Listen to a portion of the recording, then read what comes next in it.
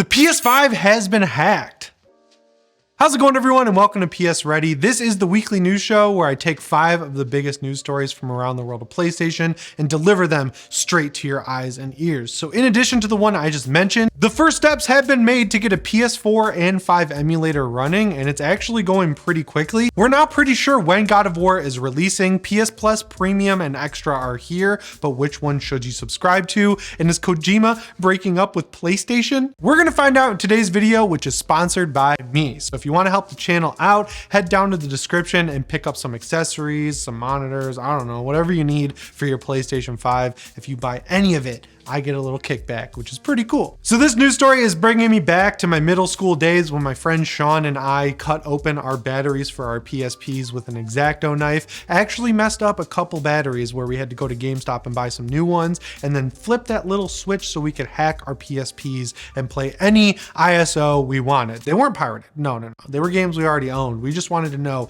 if we could do it. Don't accuse me of pirating down in the comments. So during a security conference, a security engineer named Andy Nguyen announced that the PS3, 4, and 5 are able to be hacked at the hardware level. The article specifically says he revealed an exploit that allows arbitrary code execution on PS4 and PS5 systems, essentially opening the door for attackers to run custom code on both consoles. But if you're not an attacker, this basically means you can use this exploit to get into your PS4 or PS5 and run custom homebrewed software. And yeah, like I mentioned, this really brings me back to the PSP because I had a game called Grand Theft Auto Liberty City Stories. It's one of the better Grand Theft Auto games. It was set in the same map as Grand Theft Auto 3, but it was an all original story. And if you hacked your PSP using this battery trick and installed custom firmware on the device, you also got a cheat engine for Grand Theft Auto Liberty City Stories that allowed you to basically spawn anything into the game. You could get planes that weren't unlockable. You could get cars that weren't unlockable. You could get every car you wanted. You could get any gun you wanted. You could basically do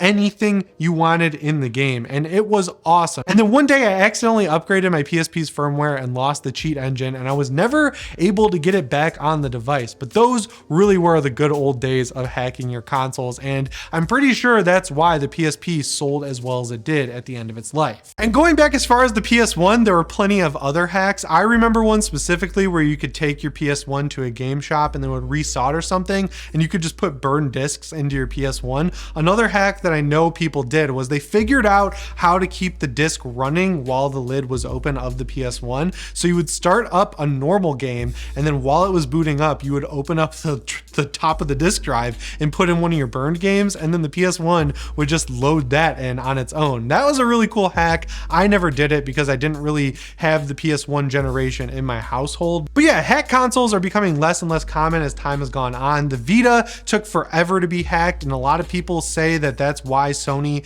killed the store last summer or threatened to kill the store, because people were able to come up with an exploit that Sony really couldn't figure out how to fix, where it literally made every single game on the PlayStation Store, at least the Vita storefront, free, and you could just download them straight from Sony's servers. Colin Moriarty from the Sacred Symbols podcast mentioned it last year. It's pretty crazy. And the craziest hardware hack is with the launch Nintendo Switch. That's literally the reason why Nintendo did a slight revision of it that had better battery life and a different chip, because there was a hardware level hack you can still do with launch editions of the Nintendo Switch. So if you've upgraded to a Switch Lite, a Switch OLED, or a different Switch like that middle tier one, and you're still hanging on to your original Switch and you're not using it, you should check eBay, because you can get more than the original retail price of that Switch if you have a launch serial number. Anyway, thankfully for Sony, this was announced during a security conference, and I'm pretty sure the only reason it was announced is because this exploit can be fixed by them. But still, it's kind of crazy to know that we're only a year and a half into the PS5's life cycle and it can already be hacked. And moving on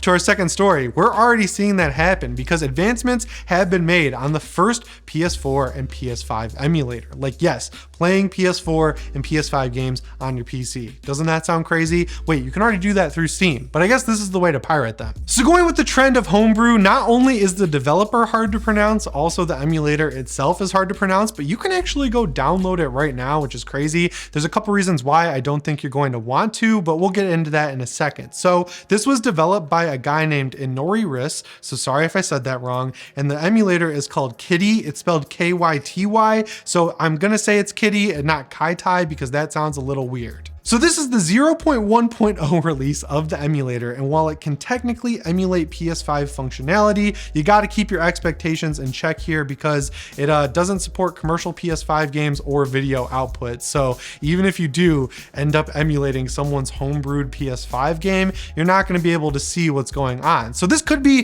the return of audio dramas, I guess, or like audio games. But yeah, it's obvious that they are making advancements on this, but it's kind of cool that they released it out into the wild for anyone to try out just to prove it works. This is the same emulator you use for PS4 games though, and on that side of the fence, they've already gotten some games running. Worms WMD is the featured game, and at both 720p and 1080p, the game maxed out at around 15 frames per second, which like no one wants to play any game at 15 frames per second. The article I read said that it could be because of hardware limitations because they ran this emulator on a 1050 Ti, and that kind of makes sense to me, but yeah, they are working on a PS4 emulator, which could be pretty cool because as we've seen, Sony is not the best at software preservation. They're better than Nintendo for sure, but when you look at what Xbox is doing, where you can literally take an Xbox disc and put it into your Xbox Series X and it'll download that game from the cloud and run it better than your Xbox did originally for free, I guess on top of the price of the game. That's crazy when you compare that the PS5 can only play PS3 games over the cloud. At least we have PSP and PS1 emulation and PS2 now. We're getting there, but it's still not great. So to know that Sony could just turn off the servers one day for PS4, having this backup of an emulator up and running, even if it's not running games great, is a good peace of mind type thing. This isn't PlayStation related, but a good example of how piracy can be used for good is there's an Activision Wolfenstein game that I used to love. You were able to buy it on Steam for a long time, and Activision actually delisted it after a while, and you can't buy it officially anymore. So if you go on the Internet Archives, you can just download the EXE for that game and run it completely fine. Stuff like that is where I think piracy, or whatever you want to call this, can be used for good to keep games that are going away alive. And for some reason, it doesn't seem like Sony is as ruthless as Nintendo with shutting it down. So hopefully this thing can advance to the point where you can actually play native PS4 games on your PC, or maybe even your Steam Deck. So now we got to talk about this weird situation surrounding God of War Ragnarok. So on the Sony end of the fence, they are adamant that this game is coming out in 2022. But there were rumors going around from some pretty verified leakers that the game was going to be pushed until 2023. And then we heard rumors from Jason Schreier, who basically confirmed he got internal notes from Sony that said this game is coming in November of 2022.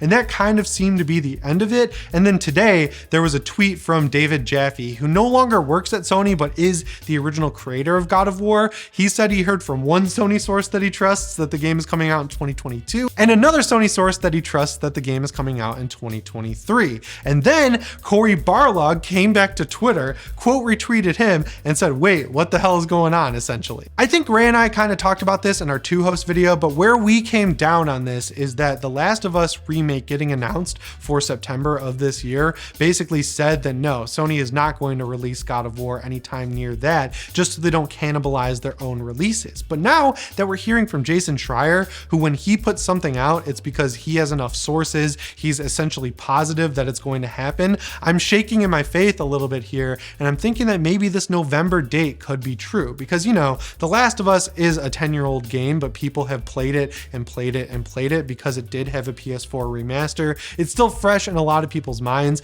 I think it's going to sell really, really well, but if you compare The Last of Us remake, The Last of Us Part 1, to God of War Ragnarok, I think God of War Ragnarok is going to end up being the bigger game. The only thing I could see them delaying it for would be to patch up the PS4 version or to increase the frame rate and make sure there's no bugs in the game, but other than that, I don't think it's out of the realm of possibility to expect them to release it by the end of 2022. They've been working on this game since before 2018, as far as I'm aware. They know it's the end of the Norse saga, so I'm sure they know the whole story, have it already lined out at this point. We've seen gameplay and it looked like it was running really well. The graphics look great. So yeah, I hope we don't end up with another Horizon Forbidden West situation where the game comes out and it doesn't look or run as well as it should, and then we get a huge patch like the one we just got that essentially fixed Horizon Forbidden West. I'm still in the middle. My needle is moving more towards it coming out this year. But if we do have to wait, I'm assuming it's for a good reason, because Sony Sony is one of the only publishers out there that allows their games to sit in the oven as long as they need to for them to be feature complete and bug free when they release. And that's one of my favorite things about Sony, so I hope they don't change that going forward. But you never know with that Jim Ryan guy. He's pretty sneaky. Next up, let's talk about PS Plus Extra and Premium, because they have officially launched in the United States, and honestly, I have not seen a lot of complaints. I myself don't really have much of a reason to upgrade to it at this point, because all of the games that I want to play in the emulated section, like the PSP games, I own most of them already, so I'll be able to just download them. And many of the games in the collection of free AAA games you get, I already own, so there's not really that big of an incentive for me to upgrade. But if you're someone who had a PS3 and didn't get a PS4, and you're coming in fresh to the PS5 generation, I think there's a lot here for you, from Eternal to Ghost of Tsushima's Director's Cut to pretty much any game on there, like Red Dead Redemption 2. You could have a ton of fun with this service. And the coolest part is the biggest controversy has finally resolved itself. So leading up to the release of this new version of PS Plus, it launched early in Japan and overseas, and people immediately noticed that some classic games on the PS1 were in their PAL versions, which means they run at 50 hertz or 50 frames per second. And unless you're playing on a 50 hertz TV, it basically makes the game play, look, and feel slower than it really should. It doesn't look good by any metric, and people were obviously freaking out. Sony never really even came out and said how the games would look or run here either. So that basically told people, oh, Sony is being silent on this. That means we're getting the worst version of the games. But the games have come out, and thankfully, Sony went with the North American versions of these games that run at 60 frames per second on your 60 hertz TV. And from what I've seen, people are pretty impressed with it. They're not totally like over the moon about it, but it's good enough for now. I haven't totally dug into what's included on the PSP side of things, but I would really love to see my favorite Metal Gear Solid game of all time, Metal Gear Solid Peace Walker. It would be really cool if they could get portable ops running on there as well, because that's kind of like the beta form of Metal Gear Solid 5's Fulton system that was all included in Metal Gear Solid Portable Ops. I would also love to see something like Resistance Retribution. Killzone Liberation would be amazing, especially if they could get the online multiplayer activated again. And I also kind of had the weird itch to go back and try Gran Turismo's PSP version, because that's really the only one I played. And then of course, finally, MotorStorm Arctic Edge. That game was incredible. It's one of the most underrated PSP games. I used to play it so much. But yeah, if you've tried out PS Plus Premium, I'd love to hear your opinions on it down in the comments below, and also let me know how you think Sony could improve it. And then speaking of Metal Gear, we get to talk about my top tier favorite game developer of all time, Hideo Kojima, in a video, which means today is a great day. So one of the big surprises during the Xbox Bethesda showcase was that Hideo Kojima was on screen, basically saying that yes, he is making an exclusive game with Xbox that's taking advantage of their cloud technology, which, if I'm gonna be real, is kind of the last thing I want to hear. I'm just not about the cloud stuff. But yeah, he's making an exclusive game with Xbox, and it really, I guess kind of rightfully so, made PlayStation gamers really scared, because they were like,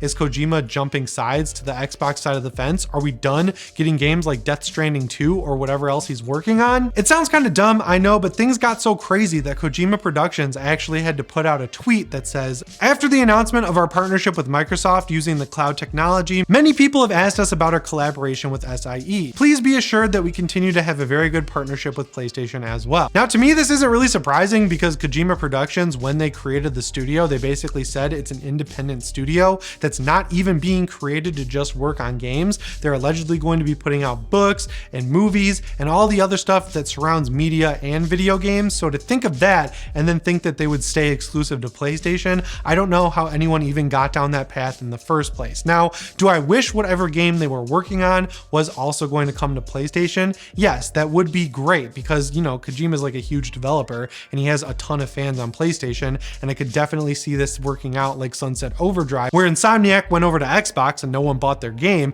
There's a lot of risks here, but still, the fact that we're getting another Kojima game on top of this leaked horror game that already has gameplay out there and Death Stranding 2, I think we're going to be eating good as Kojima fans no matter where we play his games. So yeah, I'm not too upset about this. I have a gaming PC. I guarantee you whatever Xbox game he's working on will come to that as well. So that is definitely where I'll play it. But hopefully whatever exclusivity deal he's worked out with Xbox is timed like what we saw with Deathloop and Ghost of Tsushima on the PlayStation side. A year exclusivity seems great. I'm happy with that. Full exclusivity on the Xbox side, not so down with.